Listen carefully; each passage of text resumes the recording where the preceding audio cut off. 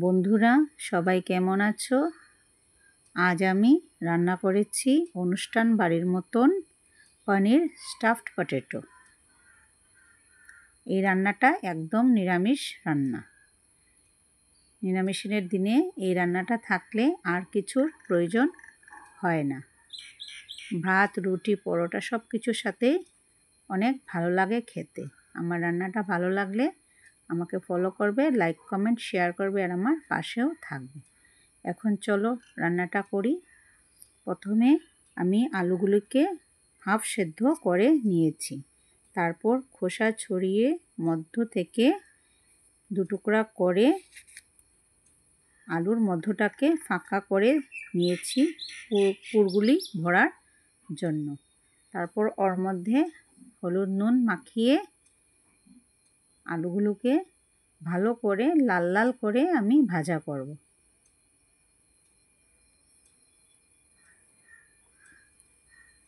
এখন আমি একে একে আলুগুলোকে তেলের মধ্যে দিয়ে দিয়েছি। দিয়ে ঢেকে ততক্ষণ পর্যন্ত রান্না করব যত সময় না আলুগুলো একদম সফট হয়ে যায় আর একদম ভাজাও হয়ে যায়।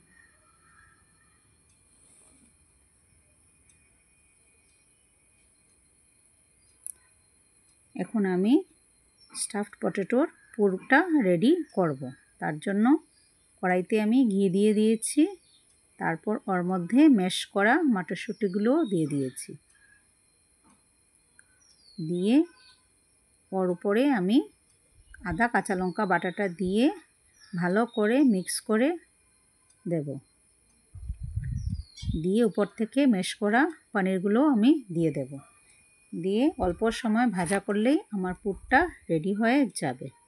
আমার পুরটা রেডি হয়ে গেছে, এখন ঠান্ডা হতে দেব। অন্যদিকে এখন আমি রান্নাটা করার জন্য যা যা মশলা লাগবে সব কিছু আমি নিয়ে নিয়েছি। প্রথমে আমি আস্ত জিরে, ধনিয়া, শুকনো লঙ্কা, তেজপাতা, এলাচ, দারচিনি আর সাথে আদাটা দিয়ে অল্প ভাজা করব। তারপর উপর থেকে চারমগজ, পোস্ত আর কাজু বাদামটাও দিয়ে দেব। দিয়ে মশলাটাকে কাঁচা গন্ধ যাওয়া পর্যন্ত আমি ভাজা করব। এখন মশলাটার কাঁচা গন্ধটা চলে গেছে। এখন আমি টুকরো করা টমেটোগুলোও দিয়ে দেব। দিয়ে উপর থেকে হালকা নুন দিয়ে ভালো করে আমি মশলাটাকে আবারও কষাবো। আমার মশলাটা ভালো করে কষানো হয়ে গেছে। এদিকে আলুগুলোও ভালো করে ভাজা আমার হয়ে গেছে। এখন মশলাগুলোকে আমি ভালো করে একটা ফাইন পেস্ট বানিয়ে নিয়েছি। এখন ওই তেলেই আমি মশলাগুলো দিয়ে দেব।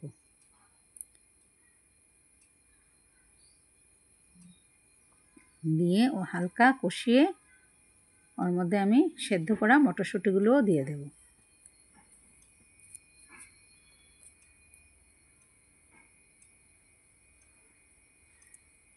অন্যদিকে আমি পুরগুলো রেডি করে নেব। আমার পুরগুলো রেডি হয়ে গেছে।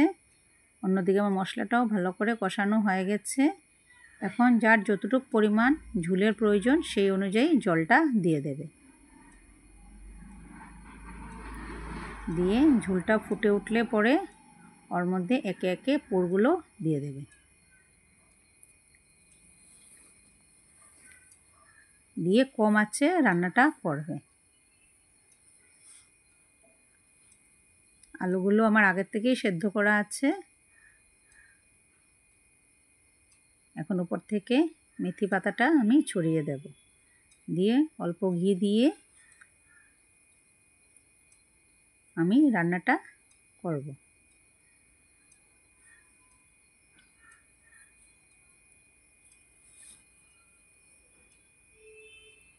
আমার স্টাফড পটেটোটা কমপ্লিট হয়ে গেছে। একদিন ঘরে এইভাবে বানিয়ে দেখবে। নিরামিষ দিনে আর কিছুর প্রয়োজনও হবে না। ভালো লাগলে আমাকে জানাবে।